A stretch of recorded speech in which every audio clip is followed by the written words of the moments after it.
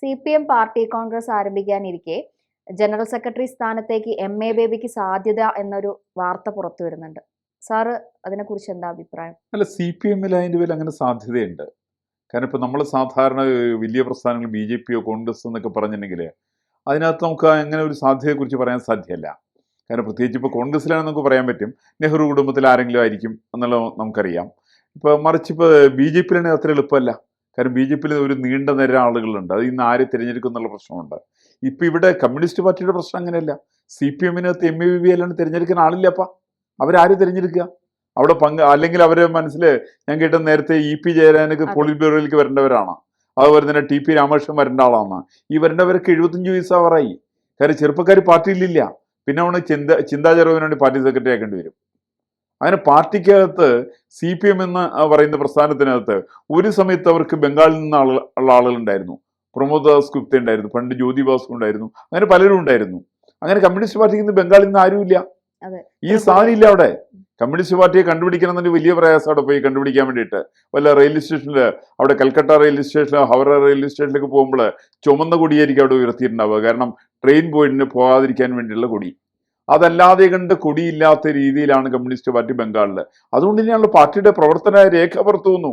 ആ പ്രവർത്തന രേഖയിൽ പറഞ്ഞിരിക്കുന്നത് ബംഗാളിലും അതേപോലെ തന്നെ ത്രിപുരയിലേക്കുള്ള അവരുടെ പാർട്ടി പ്രവർത്തകന്മാർ വ്യാപകമായിട്ട് BJP-യിലേക്ക് പോകണം. അതിനകത്ത് ശരിയാണത്. കാരണം BJP-യിലേക്ക് പാർട്ടി പ്രവർത്തകർ പോയാൽ കുഴപ്പമില്ല. പാർട്ടി പ്രവർത്തകർ പോകുന്ന സമയത്ത് അവരുടെ ഭാഗത്തുള്ള CPM-ന്റെ ലോക്കൽ കമ്മിറ്റി ഓഫീസും ഏരിയ കമ്മിറ്റി ഓഫീസും എന്തിന് ജില്ലാ കമ്മിറ്റി ഓഫീസ് വരെ അതുവരെ അവര് BJP-ക്ക് കൊടുക്കുകയാണ്. ആദ്യം ചിലതൊക്കെ അവര് തൃണമൂൽ കോൺഗ്രസിന് കൊടുത്ത്, ബാക്കി ഇപ്പൊ ചിലതിനൊക്കെ CPM അത് BJP-ക്ക് കൊടുക്കുകയാണ്. എന്ന് വെച്ചാൽ പാർട്ടി ഓഫീസ് പോലും വേണ്ടാത്ത ഒരവസ്ഥയിലാണ് ബംഗാളിലെ CPM. സമാനമായിട്ടുള്ള അവസ്ഥ തന്നെയാണ് ത്രിപുരയിലും. കാര്യം ത്രിപുരയിൽ പഴയ കാലത്തൊരു കമന്റ് ഉണ്ട്, കുറെ കാലത്തേക്ക് നിങ്ങൾക്ക് എല്ലാവരെയും പറ്റിക്കാൻ പറ്റും, എന്നാൽ കുറെ പേരെ കുറച്ചു കാലത്തേക്ക് പറ്റിക്കാൻ പറ്റും, പക്ഷെ എല്ലാവരും എല്ലാ കാലത്തേക്കും പറ്റുക എന്നുള്ളത് വലിയ ദുഷ്കരമാണ്. ഇന്ന് സംഭവിച്ചുകൊണ്ടിരിക്കുന്നത് അങ്ങനെയാണത്. കാരണം കമ്മ്യൂണിസ്റ്റ് പാർട്ടി എന്ന് പറയുന്ന പ്രസ്ഥാനത്തിന്റെ പ്രവർത്തനങ്ങള് ലോകത്തിലുള്ള ജനസാമാന്യത്തിന് വിരുദ്ധമാണ്. ജനവിരുദ്ധ പ്രസ്ഥാനമാണ് കമ്മ്യൂണിസ്റ്റ് പാർട്ടി. അതുകൊണ്ട് അവശേഷിക്കുന്ന ആളുകൾ ആരൊക്കെയാണ്? 75 കഴിഞ്ഞവരേ ഉള്ളൂ അതിനകത്ത് പാർട്ടിയിൽ. 70 കഴിഞ്ഞവരെ കുറിച്ച് ചിന്തിക്കാൻ പറ്റുന്നുള്ളൂ. കാരണം MA ബേബിന് വയസ്സ് 72 മറ്റായെന്നാ ഞാൻ മനസ്സിലാക്കുന്നത്. അദ്ദേഹത്തിന്റെ അച്ചടി ഭാഷയിൽ അദ്ദേഹം ചില കാര്യങ്ങളൊക്കെ സംസാരിക്കുന്നത്, അതുകൊണ്ട് അദ്ദേഹത്തിന് ബുദ്ധിയുണ്ടെന്ന് കമ്മ്യൂണിസ്റ്റുകാർ ധരിക്കുന്നതാണ്. അതല്ലാതെ കണ്ട് കമ്മ്യൂണിസ്റ്റ് പാർട്ടിയിൽ എടുത്തു പറയാവുന്ന നേതൃത്വത്തിൽപ്പെട്ട ആരും കമ്മ്യൂണിസ്റ്റ് പാർട്ടിയിൽ ഇല്ല. ഒരു കാലഘട്ടത്തിൽ ഉണ്ടായിരുന്നു. AKG പോലെയുള്ള ജനകീയ നേതാക്കന്മാർ കമ്മ്യൂണിസ്റ്റ് പാർട്ടിക്ക് ഉണ്ടായിരുന്നു. അല്ലെങ്കിൽ ജനങ്ങളുമായിട്ട് ബന്ധമുള്ള ജ്യോതിബാസ് കമ്മ്യൂണിസ്റ്റ് പാർട്ടിക്ക് ഉണ്ടായിരുന്നു. നിർഭൻ ചക്രവർത്തി കമ്മ്യൂണിസ്റ്റ് പാർട്ടിക്ക് ഉണ്ടായിരുന്നു. ഇന്നങ്ങനെ കമ്മ്യൂണിസ്റ്റ് പാർട്ടിയിൽ ആരുമില്ല. അവരുണ്ടായിരുന്ന എല്ലാ സ്ഥലത്തും അവരുടെ സ്വാധീനം നഷ്ടപ്പെട്ടു. ഒരു കാലത്ത് ഇന്ത്യയുടെ പ്രധാന പ്രതിപക്ഷ പ്രസ്ഥാനം അത് കമ്മ്യൂണിസ്റ്റ് പാർട്ടിയായിരുന്നു. ലോകസഭയിലെ പ്രതിപക്ഷ നേതാവായിരുന്നു AK ഗോപാലൻ. അന്ന് ഇവര് 57 മുദ്രാവാക്യം വിളിച്ചു. 57 EMS, അത് 67 വിളിച്ചത്, 67 EMS എന്നൊക്കെ പറഞ്ഞ് മുദ്രാവാക്യം വിളിച്ചു. അതേപോലെ തന്നെ EMS ചെങ്കോട്ടയിലും ചെങ്കൊടി ഞങ്ങൾ പാറിക്കുന്ന പറഞ്ഞ്, എന്നിട്ട് EMS അവിടെ ചെങ്കൊടി ഉയർത്തുന്നൊക്കെ പറഞ്ഞു. ഈ തരത്തിൽപ്പെട്ട സ്വപ്നങ്ങൾ കാണുവാനുള്ള ഒരു ദുർവിധി മാത്രമാണ് കമ്മ്യൂണിസ്റ്റ് പാർട്ടിയെ സംബന്ധിച്ചുള്ളത്. അവർക്ക് ഇഷ്ടംപോലെ സ്വപ്നങ്ങൾ കാണാം കേട്ടോ, അതിന് വിരോധമൊന്നുമില്ല. ആ സ്വപ്നത്തിൽ EMS പ്രധാനമന്ത്രിയായിട്ട് അവര് സ്വപ്നം കണ്ടിട്ടുണ്ട്. നാളെ MA ബേബി ഇന്ത്യയുടെ പ്രതിപക്ഷ നേതാവോ അല്ലെങ്കിൽ ഇന്ത്യ മഹാരാജ്യം ഭരിക്കുന്ന പ്രധാനമന്ത്രിയൊക്കെ ആയിട്ട് വരുന്നതായിട്ട് കമ്മ്യൂണിസ്റ്റുകാരിലെ വയോവൃദ്ധന്മാരായിരിക്കുന്ന ആളുകൾക്ക് സ്വപ്നം കാണാം. പക്ഷെ കമ്മ്യൂണിസ്റ്റ് പാർട്ടിയിലെ യുവാക്കന്മാരില്ല. ആ പാർട്ടിയിൽ നിന്ന് യുവാക്കന്മാർ മുഴുവൻ വിട്ടുകഴിഞ്ഞിരിക്കുന്നു. അത് തുടങ്ങിയത് ഇന്നും ഇന്നലെ തുടങ്ങിയതല്ല. 1975 അടിയന്തരാവസ്ഥക്കെതിരായിട്ട് സമരം വന്ന സമയത്ത് സമരത്തിന് കമ്മ്യൂണിസ്റ്റ് പാർട്ടി ഇറങ്ങാതിരിക്കുന്ന കാര്യത്തിൽ EMS-നോട് ചോദിച്ചു, എന്തേ നിങ്ങൾ കേരളത്തിൽ സമരത്തിനില്ല? അപ്പൊ അദ്ദേഹം പറഞ്ഞ ഉത്തരം, ഞങ്ങൾക്ക് യുവാക്കളെ കിട്ടാനില്ല. ഞങ്ങൾക്ക് യുവാക്കളെ കിട്ടാനില്ല എന്ന് പറഞ്ഞത് EMS ആണ് പറഞ്ഞത്. എന്ന് വെച്ചാൽ അത് അന്ന് യുവാക്കളായിരിക്കുന്ന MA ബേബിയൊക്കെയാണ്. ആ ബേബിയുടെ താവഴിയിൽ തന്നെ മറ്റു ചെറുപ്പക്കാരെ കമ്മ്യൂണിസ്റ്റ് പാർട്ടിക്ക് കിട്ടാനില്ലാത്ത അവസ്ഥയുണ്ടായിരുന്നു. ഈ അവസ്ഥയെ കുറിച്ചിട്ടാണെന്ന് EMS വിലപിച്ചതിനെ കുറിച്ചിട്ടാണ്. അതിനെക്കുറിച്ചിട്ട് MP മൻമോഹൻ സാർ അദ്ദേഹത്തിന്റെ സ്മൃതിപഥങ്ങൾ എന്ന് പറയുന്ന അദ്ദേഹത്തിന്റെ ജീവചരിത്രത്തിൽ അദ്ദേഹം പരാമർശിച്ചിട്ടുണ്ട്. രാമൻപിള്ള അദ്ദേഹത്തിന്റെ അടിയന്തരാവസ്ഥയെക്കുറിച്ചുള്ള പുസ്തകത്തിൽ അദ്ദേഹം പറഞ്ഞിട്ടുണ്ട്. EMS പരസ്യമായിട്ട് പത്രമാധ്യമങ്ങൾക്കെതിരെ തന്റെ വാർത്താ സമ്മേളനത്തിൽ തങ്ങൾക്ക് യുവാക്കളെ കിട്ടാനില്ല എന്ന് പറഞ്ഞിട്ടുണ്ട്. അന്ന് യുവാക്കളെ കിട്ടാനില്ലാത്ത പ്രസ്ഥാനത്തെ സംബന്ധിച്ച് ഇന്ന് പാർട്ടിയുടെ അഖിലേന്ത്യാ ജനറൽ സെക്രട്ടറി ആരായിരിക്കണം, ആ ചോദ്യം പ്രശ്നമാണ് അവരെ സംബന്ധിച്ച്. അതിന് ഉത്തരം കണ്ടെത്താൻ അവർക്ക് പറ്റൂല. അതുകൊണ്ടാണല്ലോ സീതാറാം യെച്ചൂരി, പ്രകാശ് കാരാട്ട്, പിന്നെയും പ്രകാശ് കാരാട്ട്, പിന്നെ സീതാറാം യെച്ചൂരി ജീവിച്ചിരിക്കുന്നില്ലാത്തതുകൊണ്ട് പുള്ളിയാക്കാൻ വേണ്ടി പറ്റുന്നില്ല. EMSന് എനിക്കൊണ്ട് 2-3 വട്ടം പാർട്ടി ജനറൽ സെക്രട്ടറി ആയിട്ടുണ്ട്. ഈ പാർട്ടിക്ക് ആളെ കിട്ടാനില്ല ഒരു സമയത്തും. ചെറുപ്പക്കാർ ഇതിലേക്ക് പോകാറില്ല. അതിനു വേണ്ടിയിട്ടാണ് അവര് അത്യാവശ്യം മയക്കുമരുന്നിന്റെ കച്ചവടമൊക്കെ ഉണ്ടായിരുന്ന ചെഗുവേരയെ പോലും പിടിച്ചിട്ട് ഇതിന്റെ ആശാനാണെന്ന് പറഞ്ഞ് കൊണ്ടുവന്നു.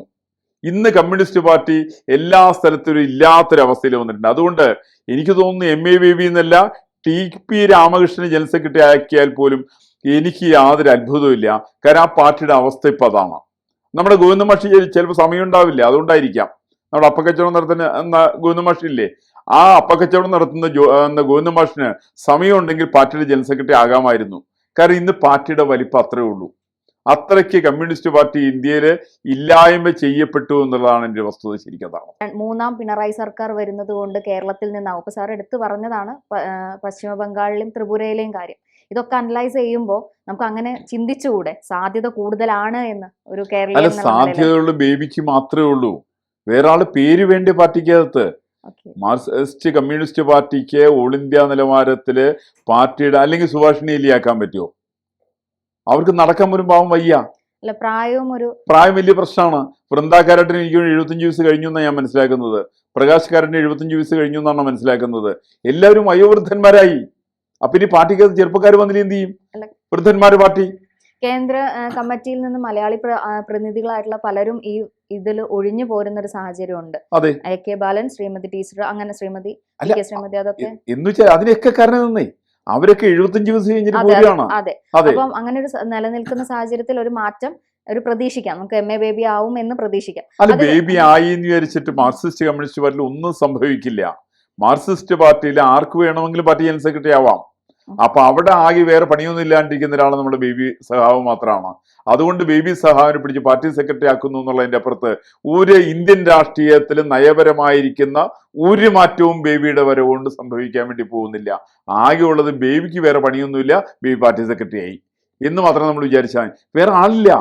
കാരണം 72 വയസ്സുള്ള ചെറുപ്പക്കാർ വേറെ പാർട്ടിയിലില്ല. ആ പാർട്ടിയിലേക്ക് വരാവുന്ന ചെറുപ്പക്കാരൊക്കെ പ്രായം 75, 76, 80, 85 വടിയും കുത്തിപ്പിടിച്ച് വരാവുന്നവരാണ് ആ പാർട്ടിയുടെ പൊളിറ്റ് ബ്യൂറോയ്ക്ക് അകത്തുള്ളത്. അതുകൊണ്ട് ചെറുപ്പക്കാരെ കിട്ടാനില്ലാത്ത പാർട്ടി. ഇനിയിപ്പോ വേണമെന്ന് വരാൻ സാധ്യതയുണ്ട് കേട്ടോ. അടുത്ത സെക്രട്ടറിയിലേക്ക് വരാൻ സാധ്യതയുള്ള ആളാണ് നമ്മുടെ മരുമകൻ. ആ മരുമകൻ വളരെ സാധ്യതയുണ്ട്. കാരണം പാർട്ടിയിൽ ആളില്ലല്ലോ. പാർട്ടിയിൽ ആളില്ലാത്തത് കൊണ്ട് സ്റ്റേറ്റ് സെക്രട്ടറിയിൽ നിന്ന് ആരെങ്കിലും എടുക്കുകയാണെങ്കിൽ അത് മരുമകനാണ് എടുക്കേണ്ടത്. കാര്യം ഇപ്പൊ പൊളിറ്റ് ബ്യൂറോയിൽ നിന്ന് പിണറായി വിജയൻ റിട്ടയർ ചെയ്യുകയും കൂടി ചെയ്യുകയാണെങ്കിൽ തീർച്ചയായിട്ടും മരുമകന് വളരെ സാധ്യത കൂടുതലാണ്. അപ്പൊ അതുകൊണ്ട് അതല്ലാത്ത ഒരാളും പാർട്ടിക്കകത്തില്ല. ഈ പാർട്ടിയിൽ വിശ്വാസമുള്ളവരും ജനങ്ങൾക്ക് ഈ പ്രസ്ഥാനത്തിനകത്ത് യാതൊരു വിശ്വാസവും ഇല്ല. അവരെല്ലാവരും കുഴിഞ്ഞു പോയിക്കൊണ്ടിരിക്കുകയാണ്. ഇപ്പൊ കേരളത്തിൽ തന്നെ നമുക്കറിയാലോ, കേരളത്തിൽ ഒരു സമയത്ത് ഇവരുടെ വലിയ സ്വാധീനം ഉണ്ടായിരുന്നു തൊഴിലാളി മേഖലയിൽ. ഇന്നിപ്പോ അവരെന്താ ചെയ്തുകൊണ്ടിരിക്കുന്നത്? അമ്പലങ്ങൾ ഉത്സവത്തിന് പിന്നാലെ പോയിക്കൊണ്ടിരിക്കുന്നത്. ഇപ്പൊ തന്നെ ഇവിടെ കണ്ണൂര് കൂത്തുപറമ്പില് ക്ഷേത്രത്തിന്റെ ഉത്സവത്തിനോടനുബന്ധിച്ച് അവിടെ ഒരു പ്രൊസഷൻ നടക്കുന്നതിന് ടാബ്ലോ അവതരിപ്പിക്കുന്നുണ്ട്. എന്താ ടാബ്ലോ വരാന്നറിയോ? കൊടിയുസുനിയുടെയൊക്കെ ചിത്രം വരച്ചുകൊണ്ടുള്ള ഇതാണത്. എന്ന് വെച്ചാൽ കൊലപാതക സൂരജ് എന്ന് പറയുന്ന രാഷ്ട്രീയ സ്വയംസേവക സംഘത്തിലേക്ക് പോയിട്ടുള്ള മുൻ CPM പ്രവർത്തകന്റെ കൊലപ്പെടുത്തിയ കേസിൽ 8 പ്രതികള്. ആ പ്രതികള് ഒരാൾ 2 കേസിൽ പ്രതിയാണ് കേട്ടോ. TP കേസിൽ പ്രതിയായിരുന്ന ആളാണ്. TP കേസിൽ നിന്ന് ഊരിപ്പതുക്കി എടുത്തു വന്ന് ഇവിടെ നിന്ന് സൂരജിനെ കൊലപ്പെടുത്തിയിട്ടുള്ള ആളാണ് അതിലെ കേസിലെ പ്രതി. ഈ പറയുന്ന കേസിലെ പ്രതികളായിരിക്കുന്ന ആളുകളുടെ ഫോട്ടോ വെച്ചുകൊണ്ട് പ്രകടനം നടത്തുക. അവിടെ നമ്മുടെ ഇയാളെ അറിയാവുന്ന എന്തായാലും പേര് പറയാ, പുഷ്പനെ അറിയാവുന്നുള്ള ഒരു പാട്ട് എല്ലാ അമ്പലങ്ങളിൽ പോയിട്ട് പാടുക. ഈ തരം ചില കലാപരിപാടികൾ അല്ലാതെ കണ്ട് മാർക്സിസ്റ്റ് കമ്മ്യൂണിസ്റ്റ് പാർട്ടി എന്ന് പറയുന്ന ആദ്യകാല തൊഴിലാളി പ്രസ്ഥാനം ഇന്ന് കേരളത്തിന്റെ പൊതുധാരയിൽ നിന്ന്, ഭാരതത്തിന്റെ പൊതുധാരയിൽ നിന്ന് മാറിക്കഴിഞ്ഞു നേരത്തെ തന്നെ, ഏകദേശം കേരളത്തിന്റെ പൊതുധാരയിൽ നിന്നും അസ്തമിച്ചു കൊണ്ടിരിക്കുന്നതിന്റെ വ്യക്തമായുള്ള തെളിവാണ് ബേബി സഖാവിന്റെ പാർട്ടി സെക്രട്ടറി സ്ഥാനവും അതേപോലെ തന്നെ ക്ഷേത്രങ്ങളിൽ നടത്തുന്ന ടാബ്ലോ അവതരണം എന്നാണ് ഞാൻ മനസ്സിലാക്കുന്നത്.